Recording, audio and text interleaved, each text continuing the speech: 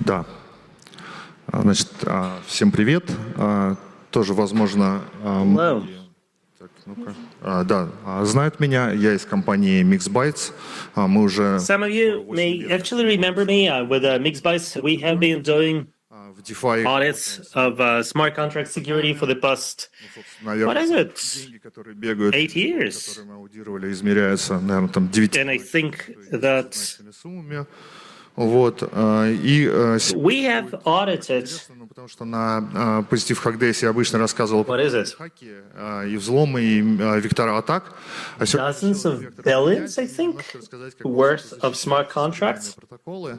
But in any case, today I want to talk about the way you can secure popular protocols. We'll be talking about this today because security mechanisms have significantly evolved over the past year. Now, this is something you can see in various examples, and this is something that I want to cover. Защит как бы рассказать довольно сложно, но мы сегодня поговорим. Obviously, it's pretty difficult to cover, the whole field, but we'll be talking today about state consistency, security. We'll talk about price oracles, an ever popular topic, and we'll also talk about dynamic limits. Во многих протоколах применяется. A very serious issue, shall I say, leveraged in so many protocols today. Кто-нибудь знает, что за код на экране? So, do you know the code in the screen? Так, ну, Let's wake up.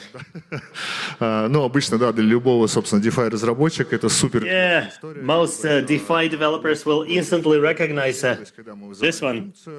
So this is reentrancy lock. Вызывает второй раз. То есть это You do remember what reentrancy is when you go from one contract to another and then you call back the first contract. So in a sense, it should put you in mind of race condition. как появился. So when this vector popped up in 2017, it remains a big concern to this very day. So we are seeing lots of reentrancy-based attacks. Собственно, статус не меняется, но сейчас вы на следующем слайде это увидите.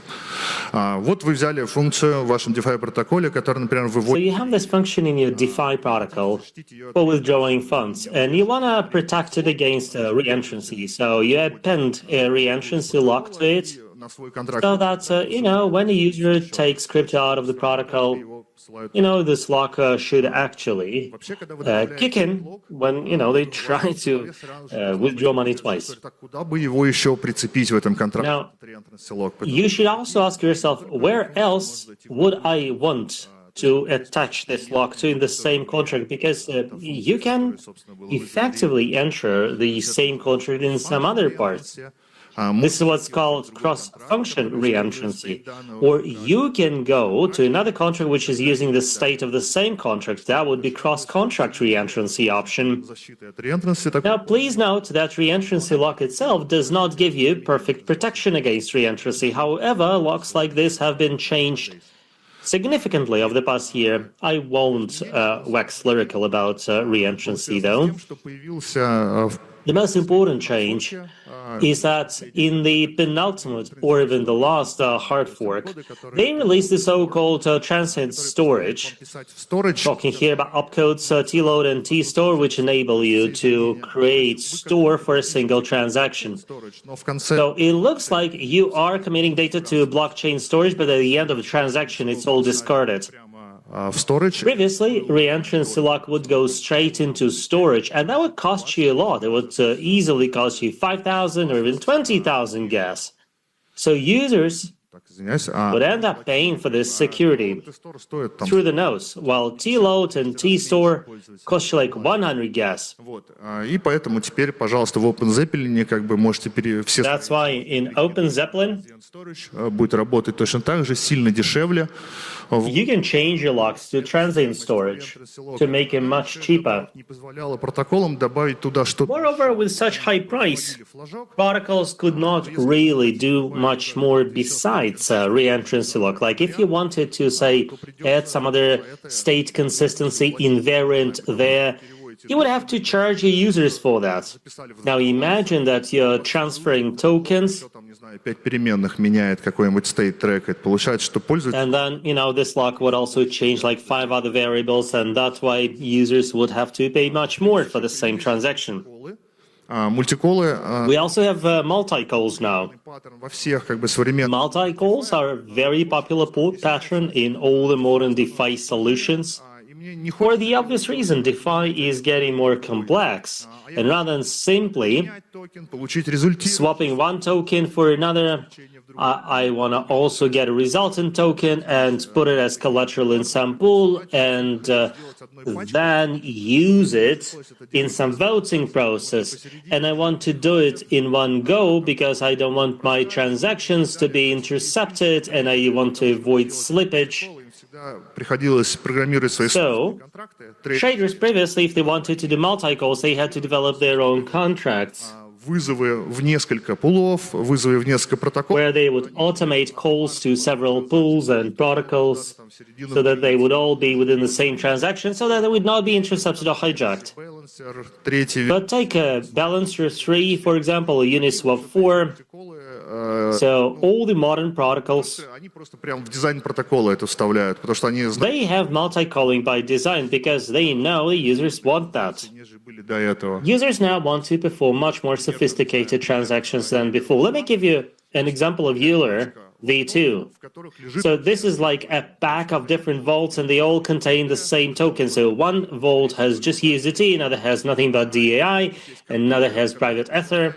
And they have a controller финансовые операции, там, не знаю, предоставить ликвидность, занять как бы какой-то токен, они это все просто упаковывают в такой батч. which pack or batch different functions. So go into that vault, borrow tokens there, go to another vault, use those tokens there as collateral. So they all, kind of package it up with multi-calls. Вот эти вот мультиколы, ведь это по сути reentrancy by design. То есть я пошел And you do understand that multi-calls effectively mean reentrancy by design. callback, я этими callback Because, every token has keys and callbacks. And, there is so much havoc you can wreak like this.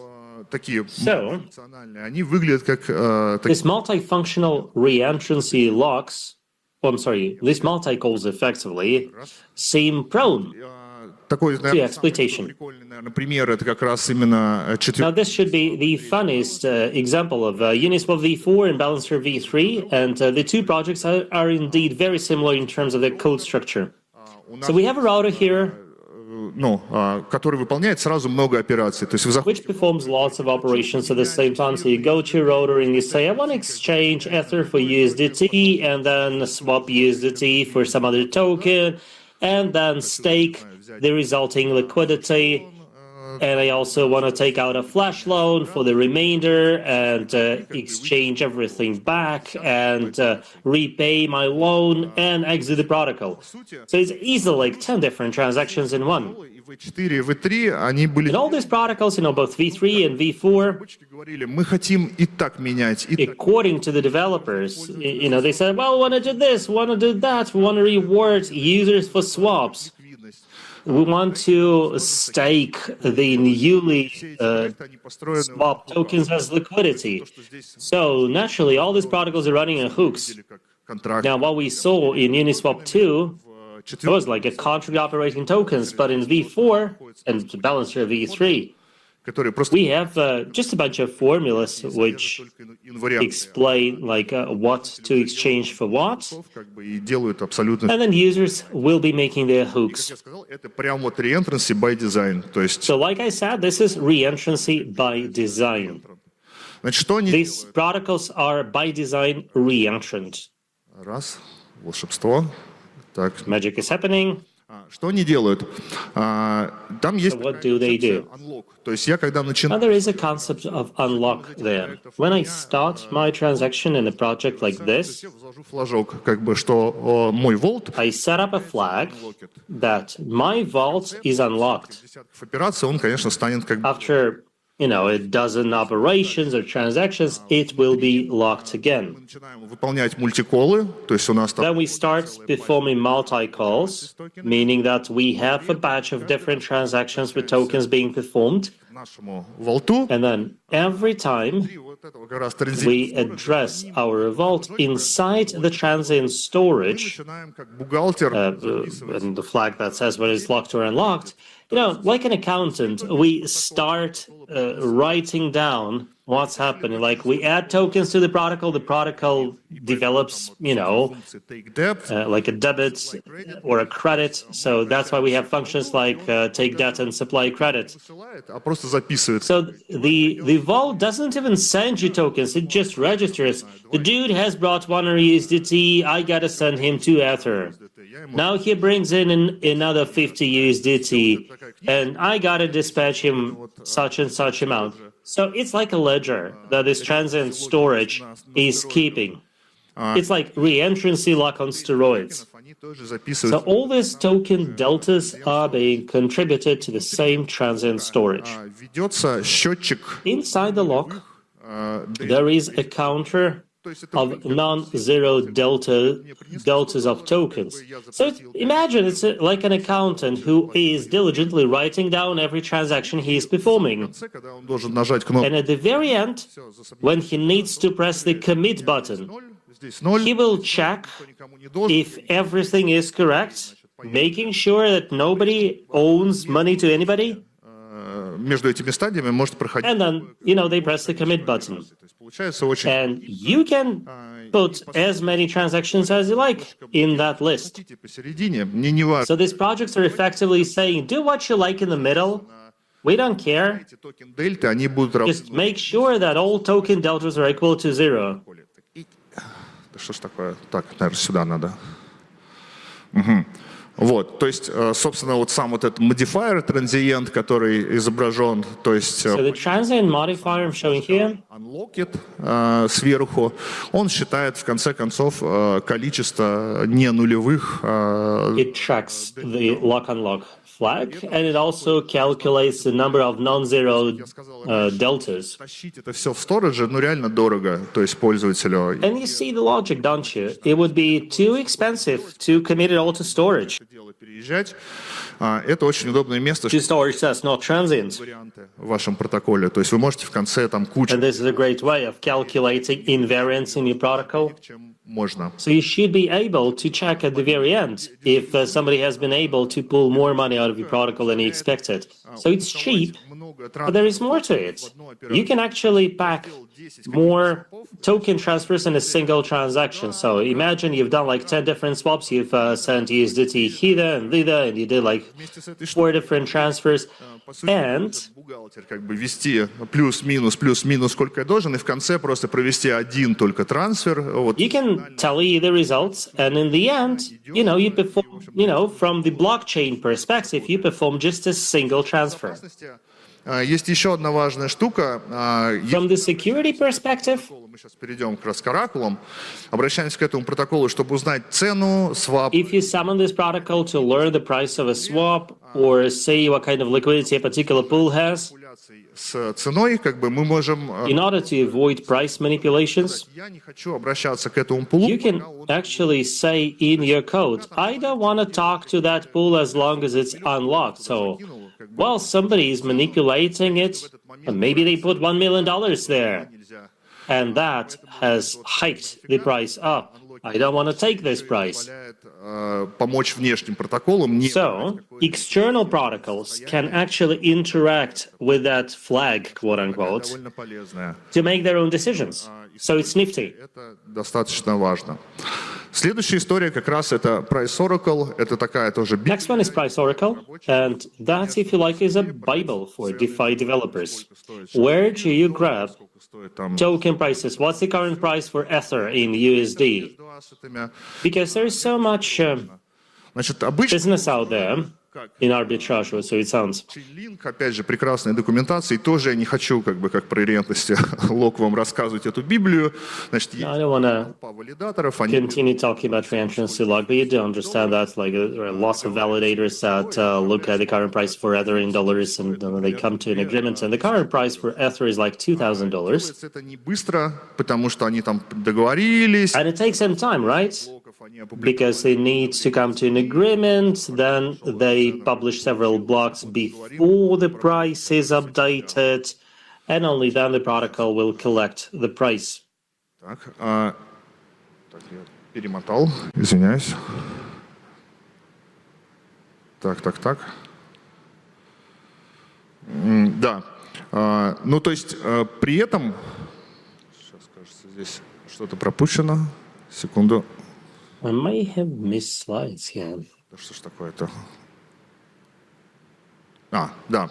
Ну, то есть, когда ваш протокол куда-то пошел за ценой, ну, то есть, казалось бы, вроде Chainlink, все надежно, консенсус, как бы, но все-таки эти оракулы ломаются. То есть, не надо считать, что они никогда не сломаются. Инциденты реально были. И, в общем-то, это достаточно такая катастрофичная So ситуация. there have been incidents and oracles can break down. Позиции у вас, как бы, протокол становится... So it could be difficult to liquidate a position. Манипуляции, про них я вот на позапрошлом докладе рассказывал. Manipulations can also be an issue. Это очень популярный вектор атак, то есть, наверное, там второй, может, а то и первый по популярности как бы вектор атак в DeFi. Ну и отдельно хочется сказать именно про скорость. То есть вот эта вот скорость, да, в эфире у нас один блок. And I should also mention speeds here, right? Даже если вы будете в каждом блоке обновлять цену, конечно, цена качается гораздо сильнее. Это, во-первых, арбитраж. Ну, арбитраж, ладно, он там, может, и оздоравливает как-то эту систему. Sorry. Но, So например, arbitrage can make things a little bit better in the system. But now imagine that the price of Ether has gone down. случайно как бы схватил цену внизу и вашу позицию ликвидирует. Хотя на самом And деле then the oracle grabs the price at the bottom and then your position is liquidated. вас, в общем-то, не надо было. Now, from the viewpoint of protocol health, И апдейты этого оракула должны быть быстрее. you know, the oracle should have been updated faster and your position should not have been liquidated. So if you take to financiers, to traders, for example, they will realize that the speed of oracle is extremely essential. It has to be, well, at least relevant to make sure that it removes the imbalances. Oracles are used so much in DeFi to assess collaterals, for example. So these rapid movements in oracles can easily create significant issues. Я одну цену посылаю в эфир, другую в полигон, третью в арбитрум. Они все в разное время приходят, значит, эксплойтить их можно по-разному. И здесь тоже So много... they can be exploited in different ways. Поехали дальше. Значит, опять же, возвращаясь там к Chainlink и к другим проектам, которые делают, в общем-то, то же So самое. I'm going back to Chainlink and other projects that are doing something similar. О цене, договорились там консенсусом между собой. Конечно, они это дело ускоряют изо всех сил. So obviously, with consensus, they're trying to speed everything up. То есть собрались... Then they do their off-chain optimization. So like 20 validators get together. They've not gone to the blockchain. They've just exchanged, 20 different prices and 20 digital signatures among them. And then they send it all to Ethereum in a single transaction, and then you can grab a median price from that. That's like a typical job for a price oracle. So some off-chain optimization is certainly happening. And I guess they could potentially do it faster. Создает But in any case, давление на DeFi протоколы очень серьезное. Ну, много кто the price oracle lag is creating a lot of pressure. So you may have seen that already. Off-chain, как бы, оракулы. Вторая история — on-chain оракулы. То есть где нам все-таки взять как бы вот это вот... Now let's talk about on-chain oracles. So where can we grab the price of, say, Ether to USD? So we can go to Uniswap, go to a pool which contains like 1 billion Ethers and 1 billion USD, and read the price out of it. DeFi-разработчиков, что нельзя просто тупо взять All DeFi developers know that you simply cannot take the current price because it's easy to manipulate. So you gotta take the average for the previous X blocks. And naturally, all these protocols will be showing to you the moving average, and they believe it is secure. Now, the smarter ones Там Uniswap will использует. also be using like special types of averages, like geometric average, and experts prefer exponential moving average, for the simple reason that a rolling average is more impacted by the recent events. Если у вас в самом конце, вот самый последний, Now imagine that at the very end of the chain, you have a sudden spike. Your moving average can be easily influenced by that.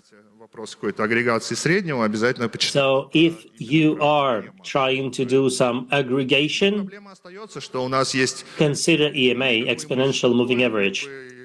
But, still problems remain. So imagine you are swapping one shitcoin for another shitcoin, and, the total liquidity is like 1 million. So even a single transaction can spike a price by, say, 100%. So the problem is still there. In the previous presentation, there was this example of an attacker simply spamming with his transactions, spamming the system and thus blocking updates and thus being able to manipulate the price. Мы нажимаем на кнопку, и слайды переключаются. Используются, все серьезные протоколы используют сразу несколько источников. То есть, если брать там какой-нибудь Aave, да, он берет цену из Chainlink, берет цену из Uniswap, сравнивает их, значит, у него... So he's taking prices from Unilink and Swap, and he should have some tolerance range. Слишком сильный, он эту цену не берет. Есть еще... If the difference is significant, he shouldn't really take it, right? Тот, который оракул, который сработает, если там что-то не так произошло. And there is a fallback built into it as well. На оракулы, то здесь... And if we are talking about Oracle targeting attacks, один не работает, что делать? То есть... So imagine you have two sources of prices, and one of them is not working. Now, from a security perspective, you should not be using the remaining one, because it's not okay when 50% of your sources are not available. У нас два оракула, если любой отвалился, то и... So, but this effectively means, with this security precaution, it means that you're running twice the problem. И скорость, конечно, продолжает оставаться проблемой. Поэтому... And speed remains a problem. Подходом становится такой подход. That's why it's getting more and more fashionable now. Хороший пример — это вот PIF Network, вот он в экземплах приведен. To use things like PIF Network. Now, Oracle's there get prices, just like, they do in Chainlink. And then, they publish the updates on Solana because Solana is the fastest. This way, prices get updated very fast, and then users should be able to use these oracles on their own. Не протокол идет и говорит, что сейчас эфир... So this way, it's not the protocol stating that the current price for Ether is like $2,000, but it's you talking to the API, and it has validator keys, and you trust them, and you grab their kind of aggregated signature. And then together with your swap transaction or whatever, you provide the price coming from that, and you can do it with any with any speed. So you don't wait for them to do any updates. You just grab it and you publish it. So this kind of method is getting more and more popular now, because it seems to be shielded from this update speed issues. Now, Binance will provide you updates, once per millisecond, which is nifty, right? So exactly when you need it, you can grab it. I'm not sure why CEXs, that is, are not building fast Oracle systems. Maybe they're just taking their precious time.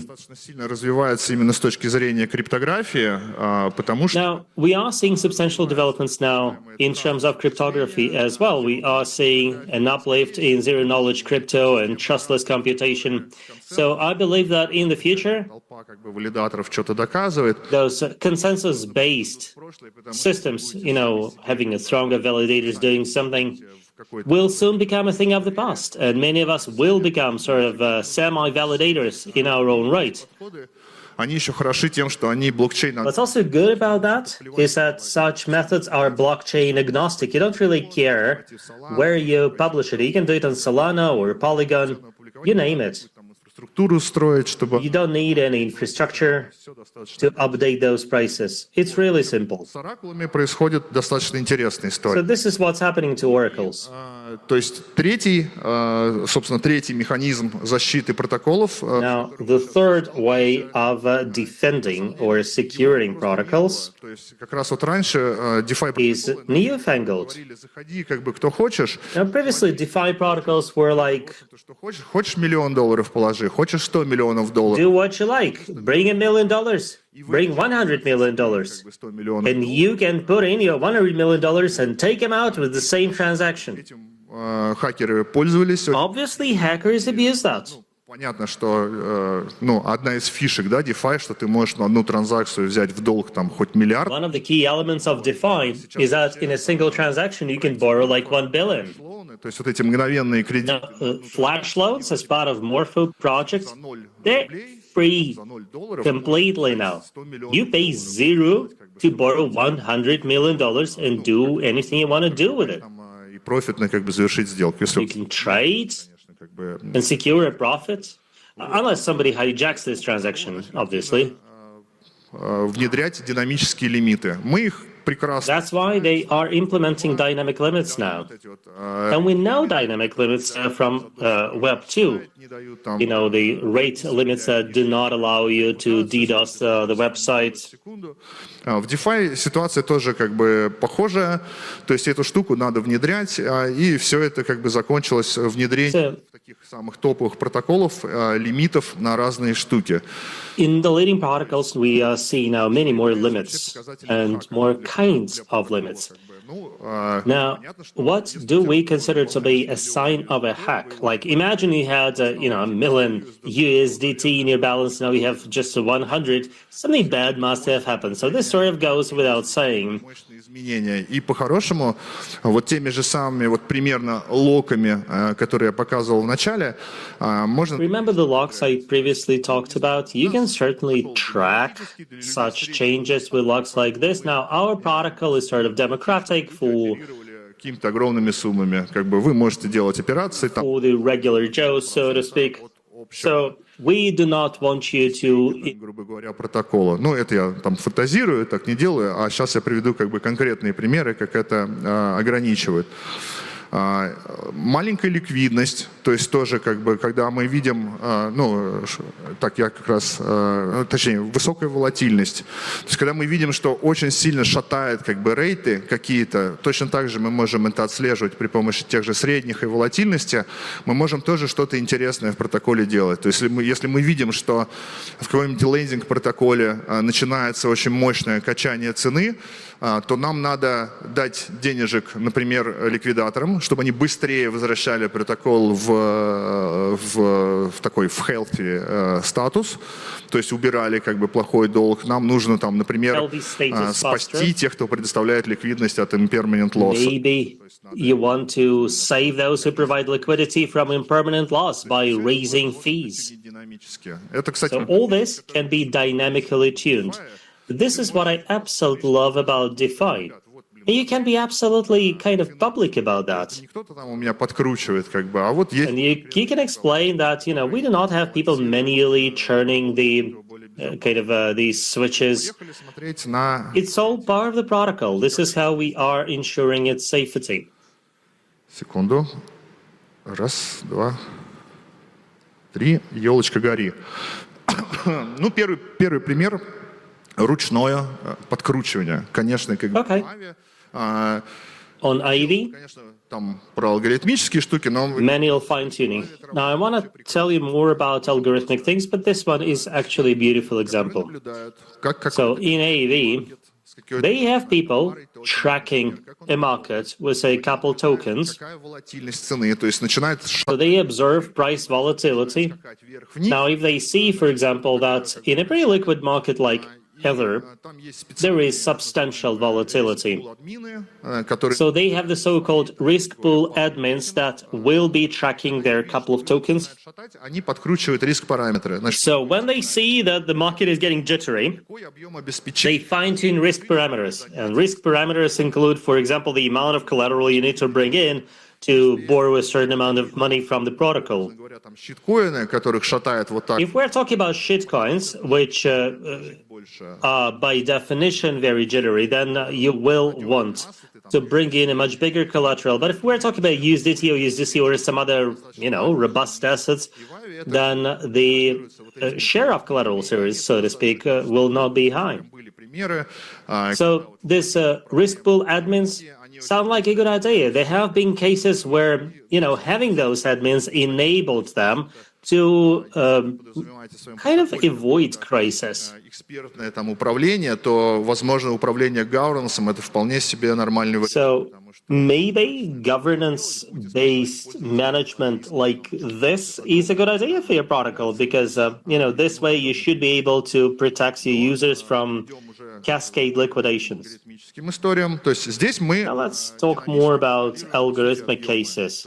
So here, obviously, we are managing or controlling volumes in a dynamic way by increasing the collateral requirement, for example. Раз, два, три. О, нашел, куда тыкать. Балансер, опять, все тот же самый. Теперь размеры комиссии, да, они тоже в блокчейне. Now let's talk about fee sizes. Значения, да, мы здесь все... Obviously, здесь пуль. fees play a very important role. И балансер, он как раз смотрит на волатильность, то есть на то, насколько... So balancers will be tracking volatility. They will be looking at how much the price varied. Кладем ликвидность, ну то есть люди меняют USDT на эфир, мы положили... So people will be, say, swapping USDT for Ether. We put both in the pool. Они забирают как бы... And those who come in, they take one asset out, put another one in, and we get a commission Цена начинает вдруг... for the swap. Now, if we see a significant change in the price, like everybody starts siphoning Ether out, like Ether is growing and everybody wants to grab it and is prepared to pay USDT for it. So those who provide liquidity, all they have left is USDT because their Ether has been taken out. This is what they call impermanent loss. Like, there is no guarantee that, they wouldn't have made more money by simply keeping their Ether. So when prices are jittery, the amount of impermanent loss keeps growing for liquidity providers. So to sweeten the pill for liquidity providers, protocols often start changing commissions dynamically. So the higher the price volatility, the higher will be the swap fees. And this way, liquidity providers will be making more money, and this impermanent loss for them will not be that painful. That's another way of algorithmically softening, the blow for them. Moreover, it's a good way of protecting the market against manipulation. So if you have a whale trying to manipulate the market, he will end up paying much more money to liquidity providers, and that may persuade some whales against that. Следующий пример — алгоритмический стейблкоин. Another one, algorithmic stablecoin liquidity version 2, a very interesting project if you ask me. So algorithmic stablecoins are stablecoins that are linked to, say, USD or something else. And if it appreciates, then transactions that drive the price down become more attractive. And this is how it is algorithmically designed to be very stable. Think of DAI, and liquidity is another case. It does rely on a different stabilization mechanism. So they actually look like lending protocols. You bring in 100 Ether, and by doing this, you sort of print $100. Then you can use them as dollars, and then at any point in time, you can burn them and take your collateral out. Well, obviously, much will depend on the price of your collateral and oracles, but technically speaking, it looks like a lending protocol. Вот эти вот CDP, collateral debt position, это по сути... So collateral debt positions, or CDPs, are like loan agreements. Очень быстро, не знаю, положили, напечатали эти болды, побежали там трейданули. So, imagine that you do that, you trade, then you kind of burn it to take your liquidity out. This can easily result in black swans or manipulations or protocol runs. And protocols don't like that. That's why Liquidity V2 has introduced time limits. Ты положил залог, и в течение 7 дней как бы ты... So You brought in your collateral, and if you want to take this collateral out in the next 7 days, you will have to pay a pretty high commission. So if you are, a bona fide dude, honest person, Там типа открываешь, закрываешь как бы позиции, то у тебя все хорошо, у тебя будет нулевая комиссия, you should be fine. Your commission will be zero. тебе придется за это платить. But, if you are a high-frequency trader, И тоже you probably won't like that. DeFi становится Another change is interesting, and it actually shows how DeFi is getting significantly more complex, because DeFi started out simply mimicking traditional finance. But what's happening in the world of DeFi now, где-то там вот как бы там позади как бы уже will make the current banking industry sit in the second row. вот так вот In the world of DeFi, you are dynamically tuning everything. Dynamic commissions, dynamic rate limits, dynamic volumes. That's what you will see in all the leading protocols now. Now imagine Tinkoff, like one of the leading Russian banks, changing their commissions every day, depending on the amount of, say, money transfers by its users. V2, например, есть так называемый So in Liquidity V2, they have a so-called redemption fee. Now, what is a redemption fee? вот эти свои стейблкоины продаете по цене ровно $1. Значит, зачем With redemption, you sell your stable coins at the price of $1 exactly.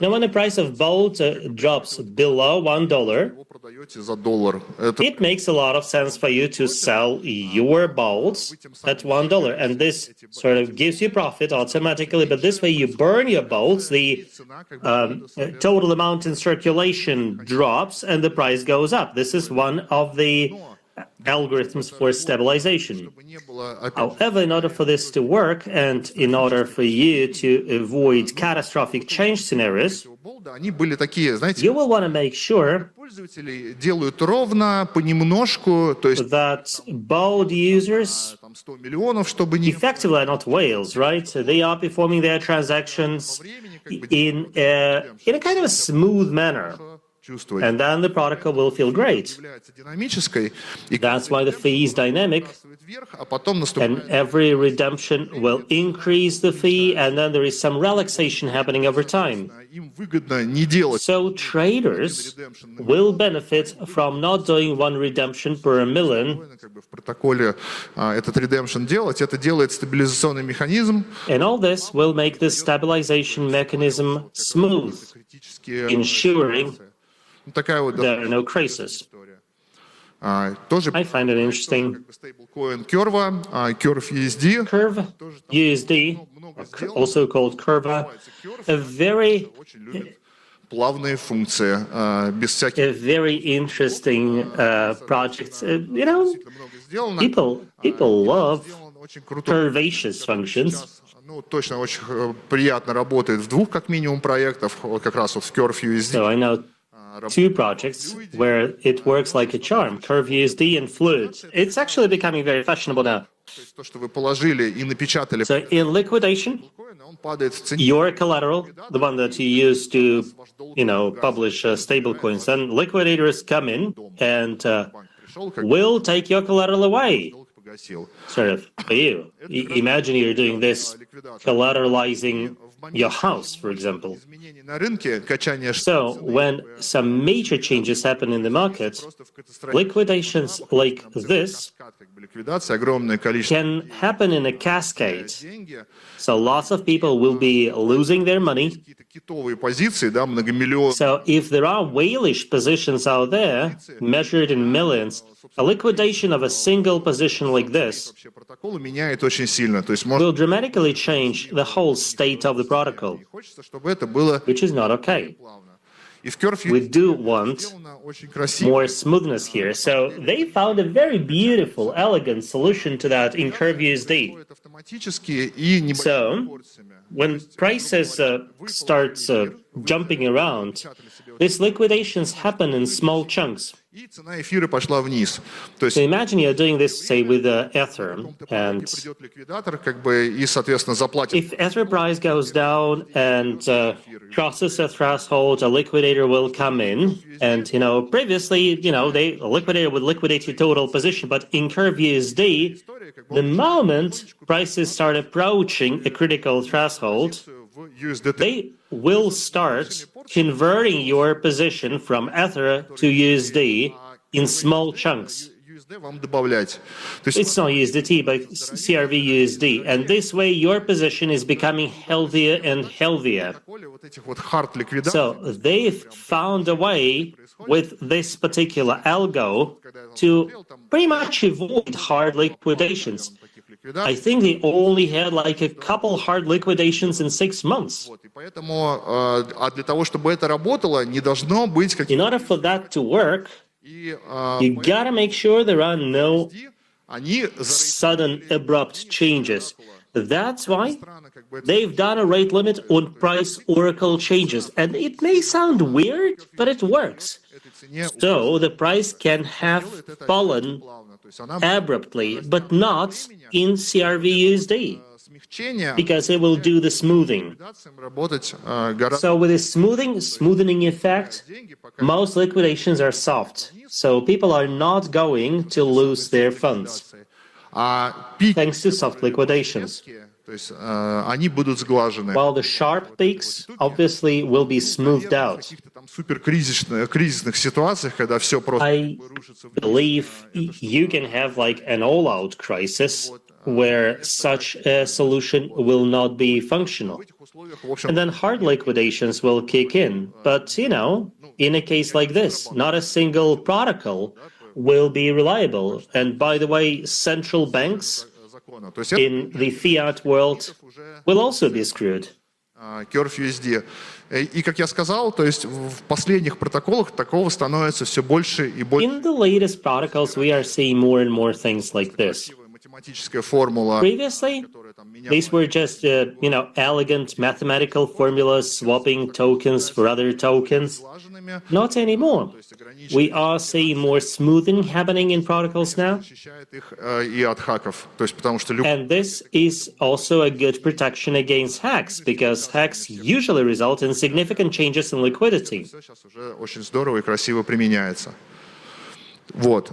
Теперь, собственно, да, как бы подводя, наверное, итоги этого, то есть, что бы хотелось бы, чтобы вынесли вы из этого доклада, ну, значит, What I would love you to take out. transient storage, который теперь настолько The first message is about transient storage. Transient storage now is so cheap защиты, положить туда that besides the regular reentrancy protection, you can also protect various reentrancy variants вы считаете, что relevant to your protocol.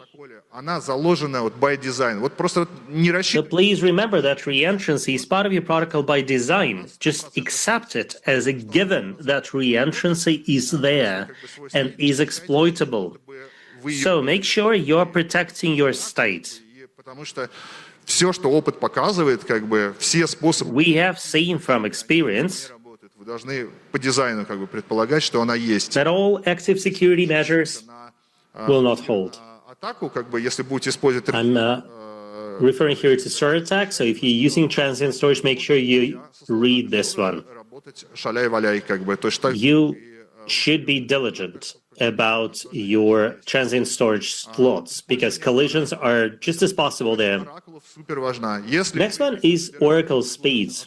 откуда-то какую-то цену, If you are taking any price from anywhere, у вас отвалился один оракул, you gotta consider all sorts of scenarios where, one oracle drops, two oracles go down. Even if they tell you we are extremely reliable, смотрите ситуации, shit когда happens. догоняете рынок арбитража. So consider situations where you are lagging behind the arbitrage market. Смотрите обязательно оракулы, которые более скоростные. Also consider faster oracles. Vertex, I've mentioned Pyth network, and I also checked Vertex out. пускай I think this is a new and a very elegant way of doing that. How about users provide their own prices? They can do it with blockchain. которые мы, в общем, It is fully consistent with the ideology or philosophy of DeFi. And finally, dynamic limits. Welcome back to rate limiting of Web 2.0. математически ограничивать свои протоколы, You can mathematically limit your protocols, в общем-то, приводят к thus avoiding abrupt changes that could easily result in black swans. собственно, да, как бы все эти проекты у нас в блоге очень подробно рассмотрены, можно почитать We have covered all these projects in our blog. самых ключевых функций. Вот, так что welcome, заходите, смотрите. So please welcome, check it out, sign up for audits. Thank you very much.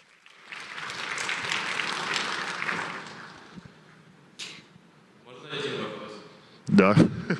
Спасибо за доклад.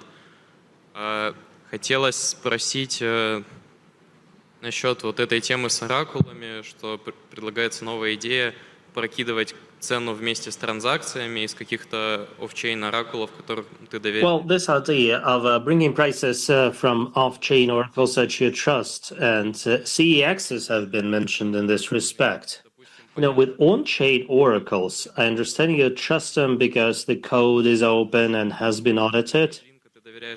But with chain-link oracles, you will be trusting them because there is a group of oracles. Оракулом типа построенных на цексах. I mean, how are you going to trust oracles built on CEXs if CEXs themselves have at least 3 times been manipulated this year already with price bumping? So how can we ever start trusting CEXs? Тяжелый вопрос, как бы, да, я, может быть, Now, просто that's a tough question you're asking. очень точен. Конечно, как бы, ну, вот эти вот консорциумы валидаторов, которые... Obviously, validator consortia, those who provide their prices. Между цексами, возможно, это как бы там Chainlink трансформируется. То есть тут...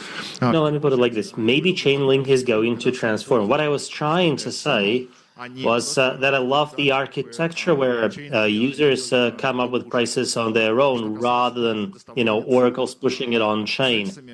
As regards price provision by CEXs, механизмы on-chain доказательства цены на Binance. it's weird that you know, they do not provide like simple tools for kind of showing Binance prices on chain. What if they just, you know, publish Merkle trees? I would be able to pull the data I need for my smart contract from that. Непонятно, почему этого нет, и я уверен. I really don't understand why they're not doing that. And I'm certain that such solutions will pop up. К этому веду, что So that's the point I'm trying to make here. она будет постепенно. So I'm trying to say that the role of consortia and validators should go down so that we should be able to collect the stuff that we need in chain.